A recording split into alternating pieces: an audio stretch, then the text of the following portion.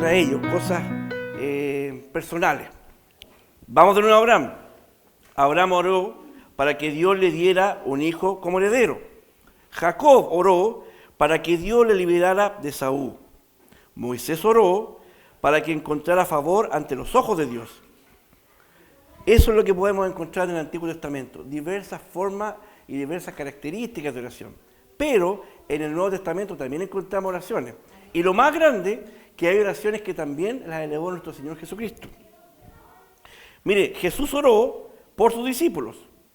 También oró por la fe de Pedro. Y también oró para que perdonara a quienes lo crucificaron por lo que habían hecho. La iglesia primitiva oró por la liberación de Pedro en la cárcel. Se da cuenta que hay muchos temas, que hay muchas temáticas de oración, pero hay una temática que muy pocas veces se toma en cuenta y muy poco oramos por ella. El elemento que muchas veces se pasa por alto es orar por el regreso de Jesucristo.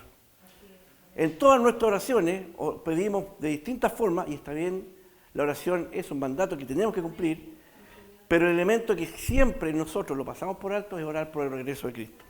Y eso es lo que se quiere centrar en esta parábola hoy. Es la oración por el regreso de Jesucristo. Y la vamos a dividir en 4 categorías o 4 títulos.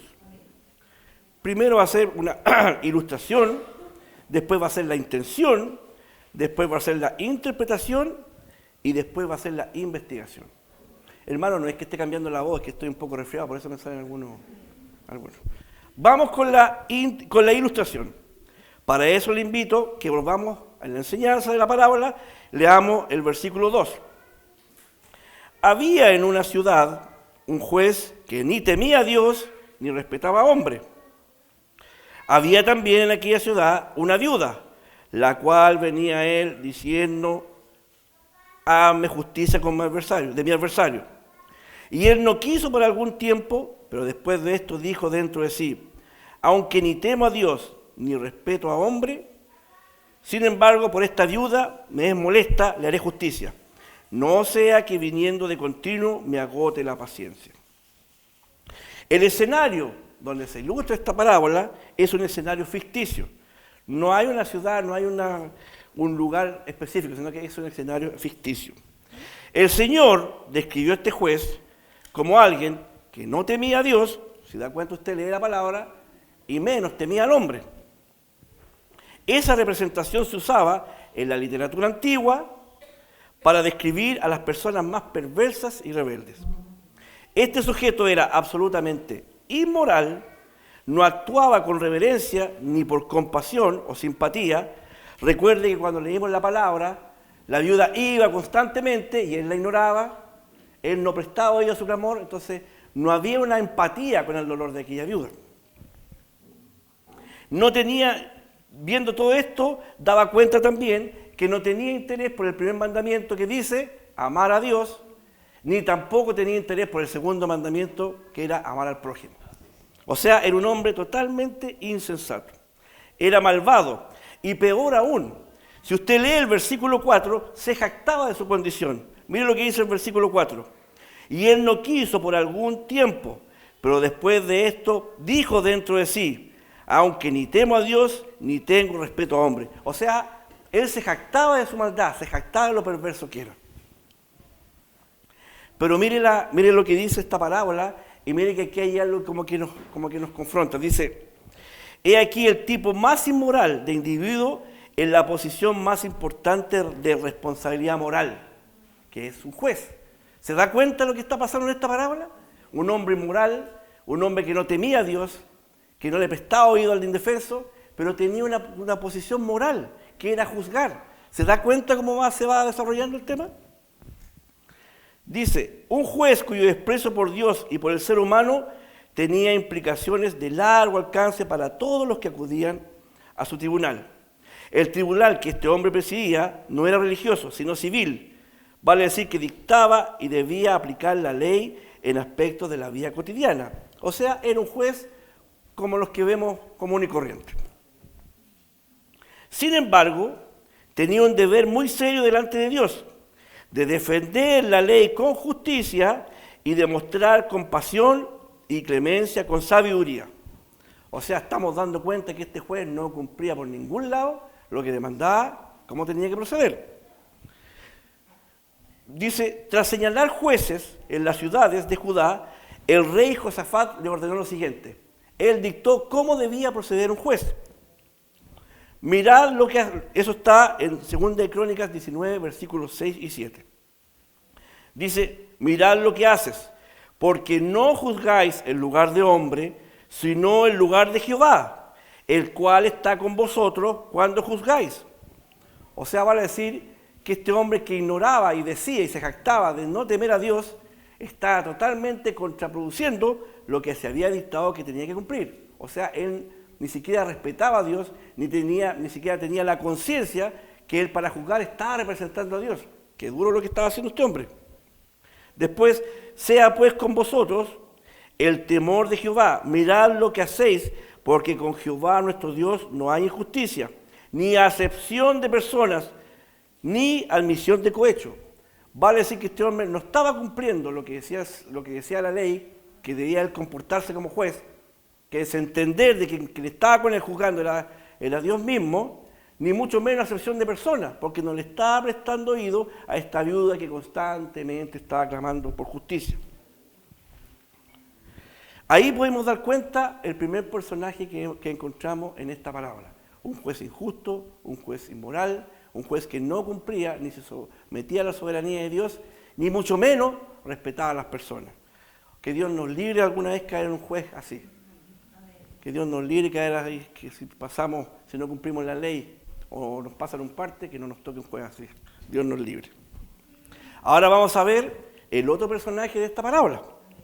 Ante el tribunal de este juez, en aquella ciudad, acudió una viuda, a la que alguien había engañado ciertamente y la había despojado de todos sus bienes, la había dejado en forma indigente.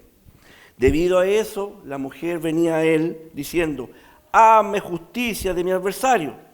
La persistencia de esta mujer, la insistencia de esta mujer, da cuenta de que ella estaba en una situación precaria, económica, que había una necesidad, porque la habían engañado, porque la había perdido todo, entonces ella insistentemente iba donde este juez a pedir clemencia. Y la otra situación que en ella había, y era evidente que no había ningún hombre en su vida que la cuidara en ausencia de su esposo. O sea, esta mujer tenía dos problemas. Estaba enfrentando la situación que había sido engañada, que está en una pobreza extrema, y más encima no había ningún hombre, no relata la Biblia algún pariente, algún hijo que la apoyara en esta situación. Y se encontró con este juez injusto. Esta viuda representa a quienes están solos, indigentes, desamparados, indefensos, sin amor, descuidado y despreciado. Pero ojo, que el Antiguo Testamento enseñó que las viudas debían ser tratadas con justicia y misericordia. Éxodo 22 dice, prohíbe afligir a una viuda, mientras que Deuteronomio dice, ordena tratarlas en forma justa. Vale decir entonces que este juez no estaba cumpliendo, pero por ningún lado, lo que dictaba cómo él tenía que proceder como juez. Basándose en la enseñanza del Antiguo Testamento, el imaginario juez fue obligado a hacer algo para ayudar a esta viuda. Si no por una base legal, si él no lo quería hacer por una base legal que le correspondía en su calidad de juez, entonces simplemente sobre la base de la misericordia. Pero en él tampoco había misericordia. Recuerde que él no quería nada con la gente, no respetaba a Dios y no tenía conocimiento de las personas, no le interesaba. Sin embargo, este juez se mostraba totalmente indiferente, antipático y sin compasión hacia la mujer. Pero no contaba con la astucia de la mujer, que la desesperada necesidad de la viuda la volvió implacable. Vale decir que esta viuda, en su clamor, en su gemir, fue implacable ante este juez injusto. Y determinada a su búsqueda de la justicia anhelada.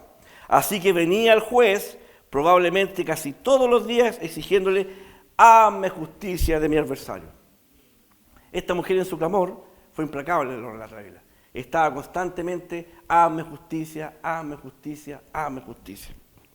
El hombre afirmó, según se indicó, ante su total desprecio, tanto por Dios como por los hombres, negando así cualquier motivo notable para lo que estaba a punto de hacer. Vale decir que lo que hizo este hombre no lo hizo ni por justicia y no lo hizo por misericordia, sino que lo hizo porque dijo: esta mujer me tiene hastiado, ya no quiero escucharla más, por eso le voy a hacer justicia, por eso le voy a responder, porque ya me hastió. El problema y la molestia que ella le estaba ocasionando al hombre eran implacables y no estaba dispuesta a suspender su comportamiento hasta que él accediera. Vale decir que ella no se iba a rendir en su clamor. Ella no se iba a rendir en su asistencia, producto de lo que ella le afligía, producto de su necesidad. Ella iba a ser implacable en su clamor. Y este juez, como lo dijimos, no porque era justo, y no porque aplicaba la ley, sino que ya por molestia, tuvo que acceder a la petición de esta ayuda. Ahora vamos a la intención de esta palabra. Vamos de nuevo al versículo 1. También le refirió Jesús una parábola sobre la necesidad de orar siempre y no desmayar. Jesús quería resaltar que los creyentes deben orar siempre y no desmayar mientras esperen el regreso de Cristo. El Señor sabía que iba a haber un largo intervalo, ya de 2000 años, entre su primera y segunda venida. Es por eso que Él insistía tanto que era orar y no desmayar. Durante ese tiempo, mire lo que ha pasado durante este tiempo, Cristo ha sido deshonrado continuamente y se ha negado su legítimo lugar. Eso es lo que hemos visto ahora con Cristo. No le hemos dado, o la gente, o el mundo, no le da el lugar que Él se merece, el lugar de privilegio y el lugar de ser nuestro Señor en nuestra vida. La palabra también ha sido rechazada y poco apreciada y atacada. Constantemente están queriendo anular la palabra de Dios. Constantemente están queriendo contradecir la palabra de Dios.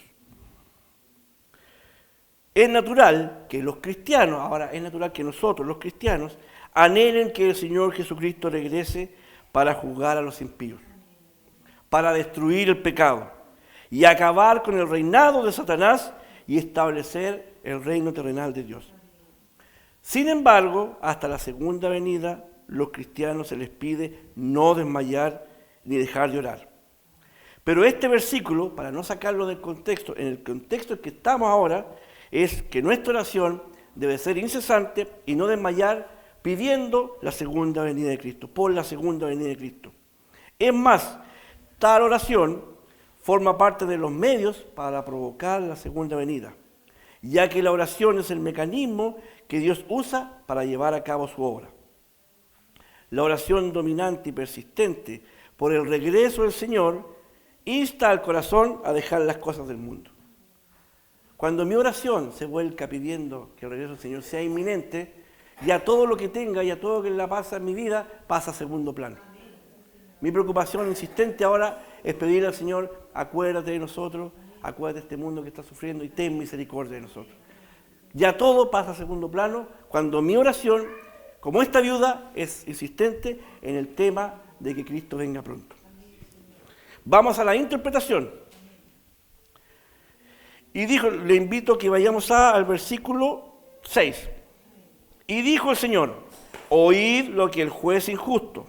¿Y acaso Dios no hará justicia a sus escogidos que claman a Él día y noche? ¿Se tardará en responderle? Os digo que pronto les hará justicia. La frase "y dijo el Señor" presenta la explicación de Cristo que hizo de esta historia en el contexto de su regreso. Él comenzó contrastando a un juez injusto, deshonesto, corrupto, con el verdadero Dios que es santo, justo y recto. En un razonamiento que compara lo menor con lo mayor, Jesús preguntó: ¿y acaso Dios no hará justicia a sus escogidos que claman a Él día y noche? ¿Se tardará en responderle? ¿Se fija que hay dos preguntas ahí? ¿Acaso Dios no hará justicia a sus escogidos? Si este juez, que fue malo, como lo dice la Biblia, que es inmoral, que no tuvo paciencia, que no tuvo clemencia, y le respondió a esta mujer, no por clemencia, no por justicia, no menos por misericordia, sino que porque su oído ya estaba hastiado, ¿cuánto más nos responderá el Señor a cada uno de nosotros? Dice la respuesta. ¿Cuánto más Dios, Quien ama perfectamente a los suyos hará lo que es correcto para con ellos, a quienes Él eligió antes de la fundación del mundo. Ahí está la respuesta. ¿Cuánto más no harán nosotros que somos elegidos antes de la fundación del mundo? Si ese hombre imperfecto le respondió por cansancio a esa mujer, ¿cuánto más el oído del Señor no está presto para cada uno de nosotros? A diferencia del juez injusto, Dios es aquel que juzga justamente, quien ha declarado: mía es la venganza, yo pagaré, y cuyos juicios son verdaderos y justos. En contraste con el juez insensible e implacable, Dios es misericordioso y clemente. La frase "se tardará en responderles" podría traducirse mejor como "será paciente con ellos", tendrá paciencia con ellos. El largo intervalo entre la primera y la segunda venida de Cristo es un periodo en el que Dios está ejerciendo paciencia en beneficio de los suyos. Bendito sea el Señor. Dios ha demorado por mucho tiempo su ira escatológica con el fin de extender su misericordia en reunir y juntar a sus elegidos. Una vez que haya reunido a todos los elegidos, Él satisfará su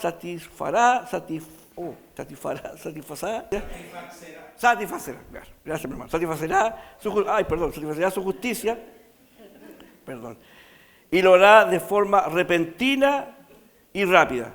Según lo indica la pregunta, ¿se tardará en responderle? No. Lo hará en forma repentina y rápida. Satisfará. Ahí me lo aprendí. Ahora vamos a la última etapa, que es la investigación. Vamos al último, dice: pero cuando venga el Hijo de Dios, ¿hallará fe en la tierra? Jesús concluyó esta sección haciendo esta reflexiva pregunta: cuando Él regrese, ¿encontrará a alguien orando con ahínco, con fervor, con fuerza, por la fidelidad de la segunda venida? ¿Habrá alguien, encontrará a Dios orando en esa situación por la segunda venida? Difícil, ¿eh? Porque nuestras oraciones son por: Señor, ayúdame, Señor, guarda a mi familia, Señor, respóndeme. Pero ¿encontrará a alguien realmente decidido a orar con ahínco, con fuerza, por la segunda venida? Dios nos ayude. ¿Ya alguien que ame su llegada? ¿Encontrará a alguien anhelando y amando su llegada? Algunos creen que la escatología, la doctrina de los últimos tiempos, es simplemente especulación sensacionalista con poco valor práctico. No creen en la escatología, no creen en la segunda venida de Cristo. Por orar por algo, no claman ni oran por ella. La relación de Pablo hace una muy buena enseñanza sobre la escatología. Las relaciones de Pablo con la iglesia recién nacida en Tesalónica resaltan aún la importancia y el valor práctico de enseñar acerca de los últimos tiempos. Mire, en el saludo, en su epístola, Pablo elogió a los tesalonicenses por su constancia en la esperanza de nuestro Señor Jesucristo, que consiste en esperar de los cielos a su Hijo. En ellos ya había un clamor esperando la venida de Cristo, ya había una intención de ellos orar en esa situación. Es por eso que Pablo lo resalta. También se refirió a que deben estar delante de nuestro Señor Jesucristo en su venida. En el capítulo 4 de Tesalonicenses, Pablo les ofreció una descripción detallada del arrebatamiento. En la segunda epístola de Tesalonicenses, estamos hablando, a la congregación en Tesalónica, Pablo continuó su detallada instrucción relacionada con la escatología. En el capítulo 1 describió el juicio de Dios y la llegada del reino, y el castigo eterno a los malvados. En el capítulo 2 les brindó enseñanza detallada sobre el surgimiento del anticristo, el regreso de Cristo y la venida del Señor. Vale decir que Pablo dejó en claro lo importante que es orar y preocuparse sobre la venida del Señor. Y él lo explicó muy bien escatológicamente en primera y segunda de Tesalonicenses. Por último, conocer el final de la historia alienta a los cristianos a estar firmes, constantes, creciendo en la obra del Señor, sabiendo que su trabajo sin el Señor no es en vano. Nosotros que sabemos el final, nosotros que por misericordia sabemos lo que va a pasar, no debemos descansar ni debemos desmayar. Que nuestra oración, que nuestro clamor sea desde ahora en adelante por la venida del Señor. Orando por la venida del Señor. Y que estemos preparados para su venida. Despojarnos del pecado, despojarnos de la maldad, no ser como este juez injusto, malvado, actuar con justicia, actuar en amor, tener misericordia del desvalido. Ese es el llamado que tenemos ahora. Ese es el contraste de una persona que conoce a Dios y una persona que está totalmente ajena a Dios. Como lo dice el relato, una persona que no cree en Dios, una persona que no respeta a Dios y menos a su prójimo, es una persona que siempre la misericordia no va a estar en él. Va a estar la injusticia y la impiedad. Que el Señor les bendiga y que el Señor les guarde.